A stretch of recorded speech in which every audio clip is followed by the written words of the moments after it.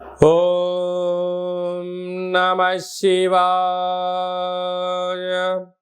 ఓం నమో నారాయణాయ.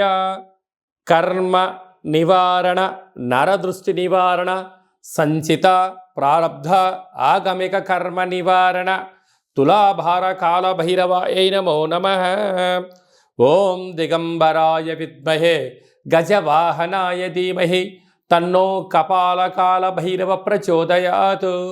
ఓం ఇంద్రాణీ శక్తి దేవ్యై నమోస్తుతే. హరి ఓం. మా ఛానల్కి స్వాగతం.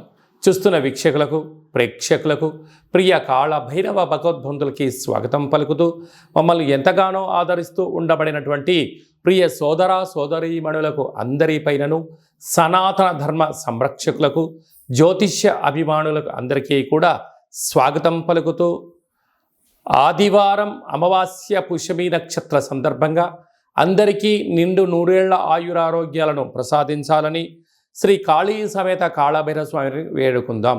అందులో ఈసారి ఆదివారం అమావాస్య పుష్యమి నక్షత్ర సందర్భంగా రవి పుష్యార్క యోగం అందరికీ కలగాలని, అందరికీ మనతో రాబోయేటువంటి భవిష్యత్తులో ఉండబడినటువంటి 7 తరాల వారికి అద్భుత ధన రాజకీయ యోగ సకల ఐశ్వర్యం ఆనందాన్ని ఆ బుధాదిత్య రాజయోగ కారణము, రవిపుషార్క యోగ కారణము, ఆదివారం అమావాస్య కారణం చేత అందరికీ ప్రసాదించాలని కోరుకుందాం.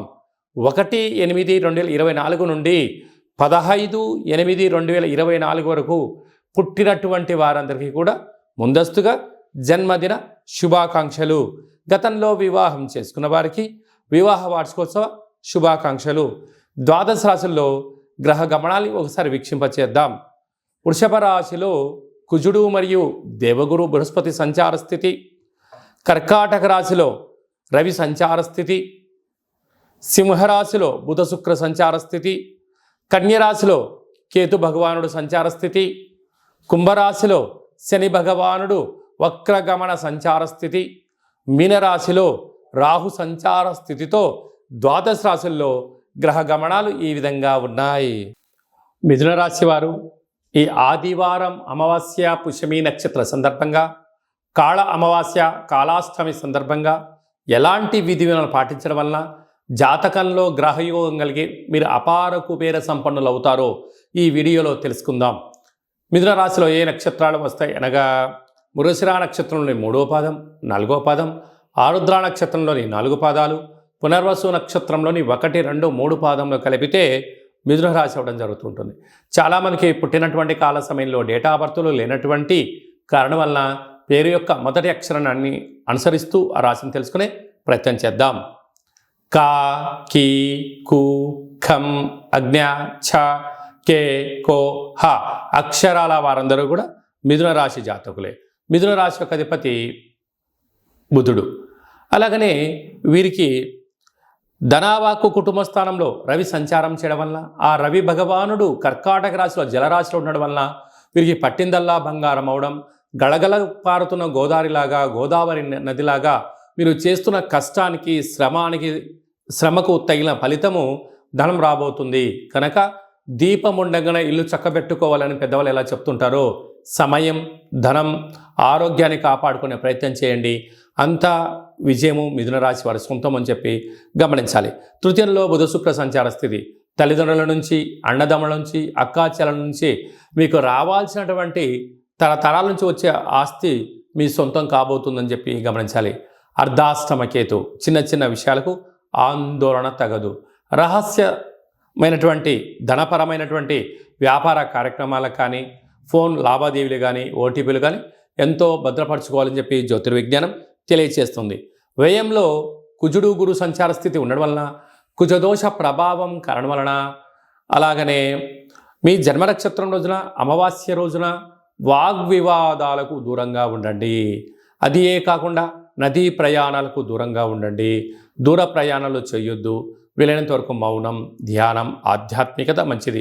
తెల్ల జిల్లేడు వృక్షం దగ్గర దీపము, తెల్ల జిల్లేడు యొక్క వేరును తీసుకొచ్చి ఇంట్లో పెట్టుకోవడం వలన అద్భుతమైనటువంటి మీతో పాటి రాబోయే తరాల వారందరికీ కూడా యోగం, ఆనంద సిద్ధిని, ఐశ్వర్య సిద్ధిని, అక్షయ సిద్ధిని, ధనపరమైనటు యోగం మీరు అందిస్తారని చెప్పి గమనించాలి. కనుక రుణ సమస్యలకు, రోగ సమస్యలకు దూరంగా ఉంటూ, మౌనంగా ఉంటూ ధ్యానం, ధర్మం, పక్షులకు ఆహారం, కాకులకు ఆహారం, కుక్కలకు ఆహారాన్ని ఏర్పాటు చేయగలిగినట్లయితే కాళభైరవ స్వామికి స్మరణ, ధ్యానము, పూజ చేసుకోవడం వలన మిథున రాశి వారికి అదృష్టం, ఐశ్వర్యం వారి సొంతం కాబోతుంది. అలాగే స్వయం వృత్తులు, సేవా రంగాలు, హోటల్ వ్యాపారాలు, సాఫ్ట్వేర్ ఉద్యోగస్తులు, హార్డ్వేర్ ఉద్యోగస్తులు, వ్యవసాయ సోదరీమణులకు, రియల్ ఎస్టేట్ రంగంలో ఉండవలసిన వారందరికీ కూడా ఇది చాలా మంచి కాలము అని చెప్పి గమనించాలి. ముఖ్యమైనటువంటి పండగల గురించి క్లుప్తంగా, సవివరంగా, సంపూర్ణంగా తెలుసుకుందాం. 4వ తారీఖు 8వ నెల 2024 సంవత్సరంలో ఆషాఢమాస బహుళపక్ష ఆదివారము అమావాస్య పుష్యమీ నక్షత్ర సందర్భంగా చాలా మహోన్నతమైన పర్వకాలం అని చెప్పి గమనించాలి.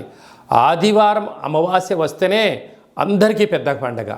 అందులో పుష్యమీ నక్షత్రంతో కూడుకున్నటువంటి అమావాస్య కావడం వలన మనకు బహిర్ ప్రాంతాలలో, వ్యవసాయ క్షేత్రాల్లో తెల్ల జిల్లేడు వృక్ష ఉండడం జరుగుతూ ఉంటుంది.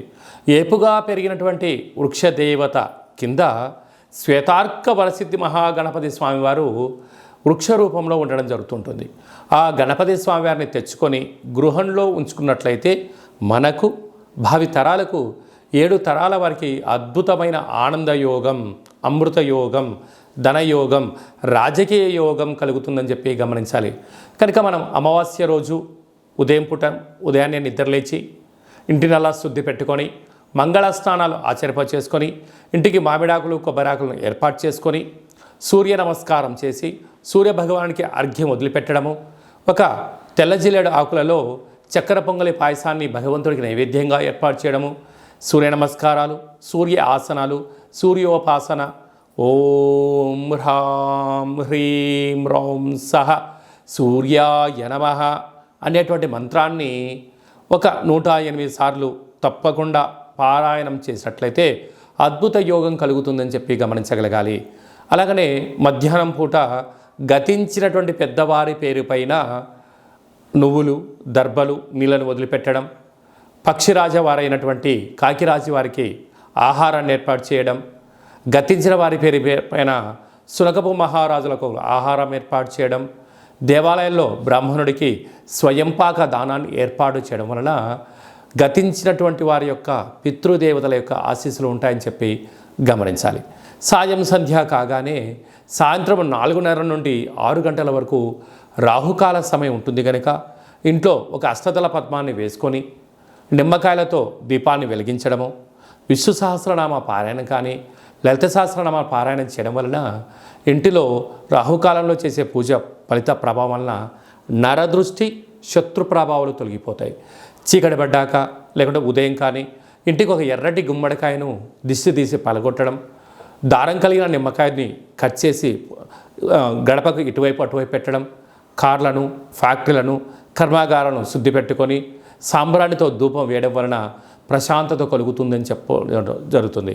మిగతా రోజుల్లో 1000 జపం చేస్తే ఎంతటి ఫలితం వస్తుందో ఆ రోజు ఒక్క నామాన్ని స్మరించిన కాళభైరవ అన్న, కాళికామాత అన్న, వెంకటేశ్వర అన్న, ఓం నమశివాయ అన్న అద్భుతమైన ఫలితం కలుగుతుంది అని చెప్పి గమనించాలి. ఆ రోజు చేసే పూజ, ఆ రోజు చేసే దీక్ష, ఆ రోజు ఉండబడిన మౌనము మనకెంతో ఐశ్వర్యాన్ని, ఆనందాన్ని మనకు కలిగిస్తుందని చెప్పి గమనించగలగాలి. అదే కాకుండా ఆ యొక్క అమావాస్యను కాళ అమావాస్య అంటారు. అంటే కాళిదాసు లాంటి వాళ్ళు, బట్టి విక్రమార్కుడు లాంటి వాళ్ళు, శివాజీ చక్రవర్తులు లాంటి వారందరూ కూడా ఇలాంటి రోజులలోనే సాధన చేసి కాళ స్వరూపమైనటువంటి కాళికామాతను, కాళభైరవ స్వామిని ప్రసన్నం చేసుకున్నారని చెప్పి గమనించాలి. అలాగనే మనకు 12వ తారీఖున 13వ తారీఖున శ్రావణమాస శుద్ధాష్టమి సందర్భంగా, కాళ అష్టమి సందర్భంగా కాళభైరవ స్వామి స్మరణ, ధ్యానము యోగదాయకం అని చెప్పి గమనించాలి. మన యొక్క దేవాలయంలో 4 శనివారాలు, 4 మంగళవారాలు, శుద్ధాష్టమి, పూర్ణిమ, బహుళాష్టమి, అమావాస్య సందర్భంగా నిత్యము కాళభైరవ హోమం జరుగుతూ ఉంటుంది. కనుక దేవాలయంలో అర్చన, అభిషేకాదులు, కాళభైరవ స్వామి యొక్క ముడుపు, కాళభైరవ స్వామి వారి యొక్క కూష్మాండ దీపము, పెట్టడం జరుగుతుంటుంది. హోమంలో పాల్గొనడం వలన సకల అష్ట కష్టాలు తొలగిపోతాయి. కాలము అనగానే కాళభైరవుడి యొక్క చేతిలో ఉంటుంది. అందుకే కాళాష్టమి, కాళ అమావాస్య రోజున భైరవ స్వామి యొక్క స్మరణ, ధ్యానము, పూజ ఐశ్వర్యాన్ని, ఆనందాన్ని కట్టబెడుతుందని చెప్పి గమనించాలి. గృహంలో ఉండబడిన నరదృష్టి తొలగిపోతుంది. వ్యాపారాల్లో ఉండబడినటువంటి ఆటంకాలు తొలగిపోతాయి. విపరీతమైనటువంటి జనాకర్షణ, ధనాకర్షణ కలుగుతుందని చెప్పి గమనించాలి. ఆసక్తి కలిగితే ఇంట్లో చేసుకోండి. కుదరలేని పక్షంలో ఈ కింద నెంబర్ సంప్రదించినట్లయితే, మీ గోత్రనామంలో పంపించినట్లయితే వీడియో కాల్ ద్వారా చూపించి మీ పేరు పైన ఒక సౌభాగ్య ముడుపు, కూష్మాండ దీపము, హోమాన్ని చేయించి వాట్సాప్ కాల్ ద్వారా ప్రత్యక్ష ప్రసారాన్ని కూడా చేయించడం జరుగుతుందని చెప్పి గమనించాలి. ఇంకనూ మనము ఈ ఆషాఢమాస ఆదివారం అమావాస్య రోజున, శ్రావణమాస శుద్ధాష్టమి, కాళాష్టమి సందర్భంగా ఇంకనూ విజయం సాధించగలగాలి అన్నట్లయితే ఈ యొక్క పాత్ర కంచు పాత్ర అంటారు. ఈ యొక్క అంటే కంచు మోగినట్టు కనకమ్ము మోగదు గదరా సుమతి అని చెప్పి మనకు సుమతి శతకంలో చెప్పడం జరుగుతుంటుంది. రాసులు 12 ఎలా ఉంటాయో 12ని అచ్చు వేయడం జరుగుతుంటుంది. పూజ చేసిన తదనంతరము ఈ యొక్క పాత్రను ఇలా ఎడమ చేతో పట్టుకొని కుడి చేతో ఈ కర సహాయం తీసుకొని ఇలా చిన్నగా శబ్దం చేసినట్లయితే ఓంకార శబ్దం రావడం జరుగుతుంటుంది.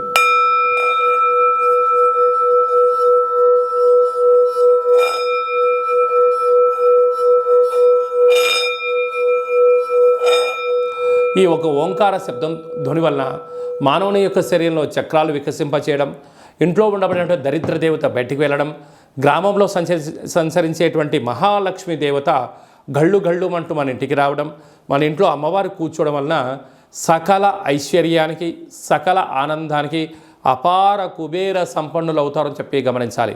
ఈ యొక్క కాళభైరవ స్వామి అక్షయ పాత్ర మరియు మీకు ఒక కాళభైరవ స్వామి ఒక పిరమిడు, డాలరు, కంకణము, కాళభైరవ హోమం చేయించడం జరుగుతుంది. మీకు వాట్సాప్ కాల్ ద్వారా ప్రత్యక్ష ప్రసారాన్ని కూడా చూపించడం జరుగుతుంది. ఆసక్తి గలవారు ఈ కింద నెంబర్ సంప్రదించి ఆ అక్షయ పాత్రను ఇంట్లో ఉంచుకోవడం వలన అద్భుతమైన ఆనందం, ఆరోగ్యం మీ సొంతమవుతుందని చెప్పి గమనించాలి. అలాగనే మీ వ్యక్తిగత జాతకం తెలుసుకోవాలనుకుంటున్నారా? మీ పుట్టినటువంటి కాల సమయంలో మీకు తల్లిదండ్రులు పెట్టినటువంటి పేరు, డేటు, నెల, సంవత్సరం, సమయం వ్రాసి పంపించినట్లయితే 100 సంవత్సరాల జాతకాన్ని వ్రాసి సవివరంగా పంపించడం జరుగుతుంది. మీరు పుట్టినప్పుడు గ్రహ గమనాలు ఎలా ఉన్నాయి, ప్రస్తుతం ఎలా ఉంటున్నాయి, రాబోయే కాలంలో ఎలా ఉండబోతున్నాయో సవివరంగా సంపూర్ణంగా తెలియజేయడం జరుగుతుంటుంది.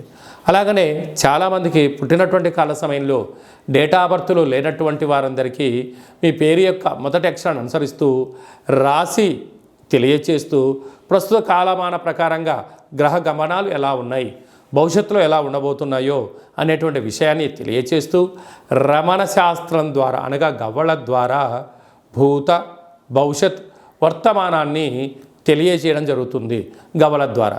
కనుక డేటా బర్త్లు లేనటువంటి వారికి గవ్వల ద్వారా జ్యోతిష్యాన్ని చెప్పడం జరుగుతుంది. కనుక మన వ్యక్తిగత జాతకాన్ని తెలుసుకుందాం, గ్రహాలలో ఉండబడిన దోషాలను తెలుసుకుందాం, తినేటువంటి ఆహారాల్లో, వేసుకునే వస్త్రాల్లో, చేసే పనుల్లో స్వల్పమైన మార్పులు చేసుకుందాం.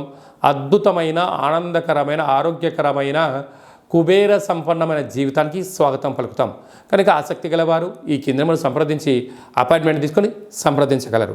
అలాగనే మీ అబ్బాయికి కానీ అమ్మాయికి కానీ ఎంత ప్రయత్నం చేసినా వివాహం అవ్వడం లేదా? ఎందుకు వివాహం అవ్వడం లేదు? జాతకంలో ఎలాంటి దోషాలు ఉన్నాయి? వివాహం ఎప్పుడవుతుంది?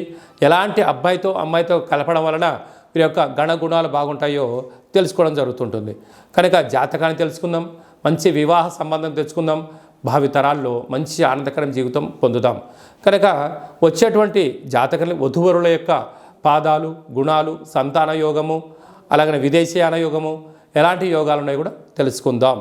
అలాగే మీ అబ్బాయి కానీ అమ్మాయికి కానీ చిన్నపిల్లలు పుట్టినట్లయితే ఏ మాసంలో పుట్టితే ఎలాంటి పేర్లు పెట్టుకోవాలి, నక్షత్రంలో ఉన్న విశిష్టత ఎంతో కూడా తెలియజేయడం జరుగుతుంటుంది. ఈ యొక్క మాసంలో పుట్టినట్టు రోజు వారందరికీ కూడా, అలాగే వివాహ వార్షికోత్సవం చేసుకుంటున్న వారందరికీ కూడా మన యొక్క దేవాలయంలో ప్రత్యేకంగా కాళభైరవ హోమం చేయించడం జరుగుతుంటుంది. అలాగనే ప్రసాదం కూడా పంపించడం జరుగుతుంది. మనమందరము కూడా కలియుగ కాలంలో కాళభైరవ స్వామికి స్మరణ చేద్దాం, కష్టాలకు స్వస్తి పలుకుదాం, ఐశ్వర్యానికి స్వాగతం పలుకుతాం. అందరికీ ఆదివారం అమావాస్య పుష్యమీ నక్షత్ర సందర్భంగా ఆశీస్సులు కోరుకుంటూ ఆశీర్వచనం. ఓం కాళకాలాయ విద్మహే కాళాతీతాయ ధీమహి తన్నో కాళభైరవ ప్రచోదయాత్. శతమానం భవతి శతాయు పురుష సతేంద్రియ ఆయుష్యేవేంద్రియే ప్రతిష్టతి. ధనం ధాన్యం బహుపుత్రలాభం శత సంవత్సరం దీర్ఘమాయు. సర్వే జనా సుఖినో భవంతు. లోకా సమస్తా సుఖినో భవంతు. సర్వం కాళభైరవ దేవతార్పణమస్తు. ఈ వీడియో మీకు నచ్చినట్టయితే లైక్ చేయండి, షేర్ చేయండి, మా ఛానల్ని సబ్స్క్రైబ్ చేసుకోండి. అందరికన్నా ముందుగా మీ యొక్క వ్యక్తిగత జాతకం తెలుసుకోవాలనుకుంటున్నారా? అందరికన్నా అదృష్టాన్ని ఐశ్వర్యాన్ని తెచ్చేటువంటి విషయాలు తెలుసుకోవాలనుకుంటున్నారా అన్నట్లయితే గంట సింబల్ ప్రెస్ చేయండి. ఆల్ అనే బటన్ తెలియచేసి మీ క్షేమాన్ని ఎవరైతే కోరుకుంటున్నారో ఈ ఆధ్యాత్మికమైన సమాచారాన్ని చేరవేసి భగవంతుడి యొక్క ఆశీస్సులు పొందగలరు.